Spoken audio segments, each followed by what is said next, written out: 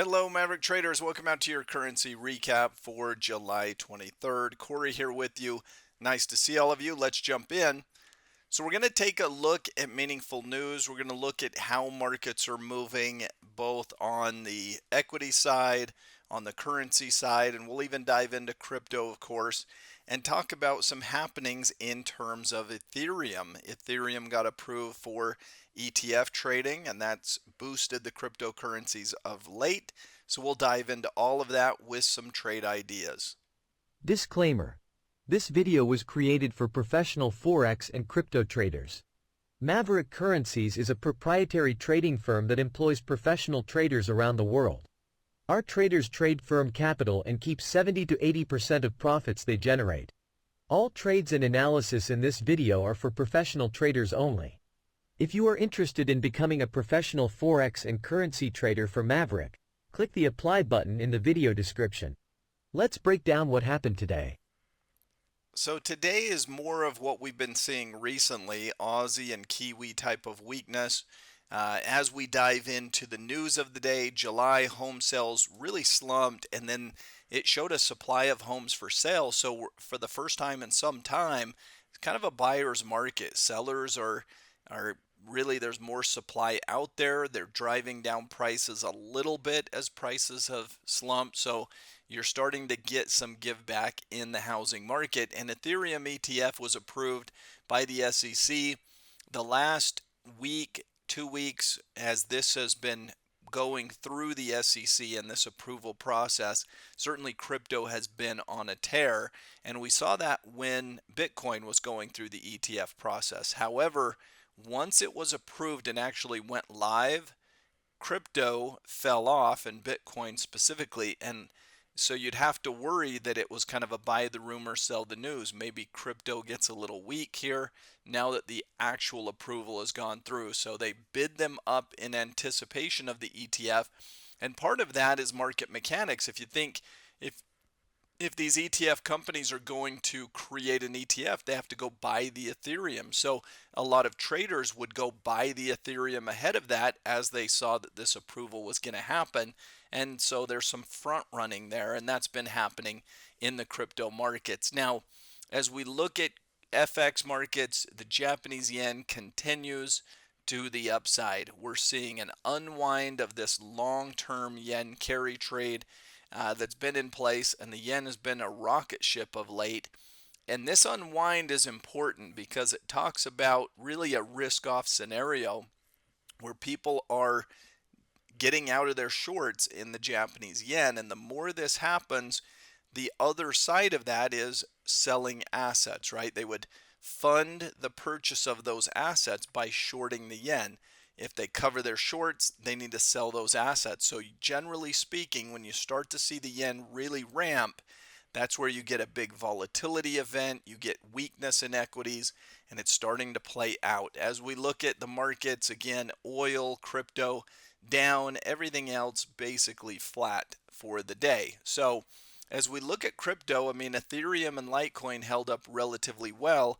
Bitcoin Cash, certainly the laggard, down 5% on the day. Now, if we look at the market chart, we are still holding up relatively well. We're still more bullish than bearish if we do a kind of a dissection of this chart, but where we're looking at, we're above the 20 period, we're above the 50 period, so things still seem okay. However, I have my concerns. There was a gap down here, and big gaps on the chart in major markets are important. Here you had a big gap, just as this was a big gap up, and it led to more buying over the coming weeks. Here we had a big gap down. Now it's led to some selling for the past week.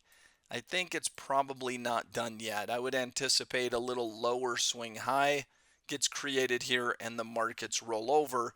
Again, this is all part of that yen carry trade kind of coming undone in the short term. Now, I don't know that this is going to be a major change and a major shift, but long-term trend changes start with short-term trend changes, and right now we've got a little bit of a rollover effect. So for the rest of this week, we've got the Bank of Canada coming out with their rate statement tomorrow, and that's one to certainly watch and pay attention to.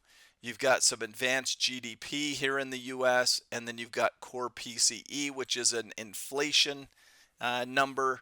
So all of these, again, are things that can move the markets. But the key factor here, Bank of Canada, you've got to be prepared for that if you're trading the Canadian dollar. We're going to highlight the Canadian dollar chart here tonight. And if you're trading the US dollar, I think Friday's core PCE, that's an inflation number that the Fed watches closely. We need to keep an eye on that. So as we break down currencies, this is how I would see the velocity. And as we ran their velocity scores, here's where it's at. US dollar and Japanese yen higher, which is a risk-off environment. People flood to the yen and to the US dollar when they want to de-risk. The Kiwi and the Aussie, much weaker. These are things that should be happening in a risk-off environment. They flood into the dollar and the yen. They get out of risk on currencies, right? They sell those commodity currencies, and that's happening. I suspect the CAD could start working its way that way, and we'll look at that chart and we'll talk about the Bank of Canada meeting as maybe the driver. So a couple of interesting charts. First, the US dollar chart. This is the dollar paired against everything else, and we highlighted for the past couple of weeks this US dollar trade. We've been at this level of support for some time. We did not break, and that's important. We came down to the support again. I frankly thought that we would break. I expected a breakdown would probably occur.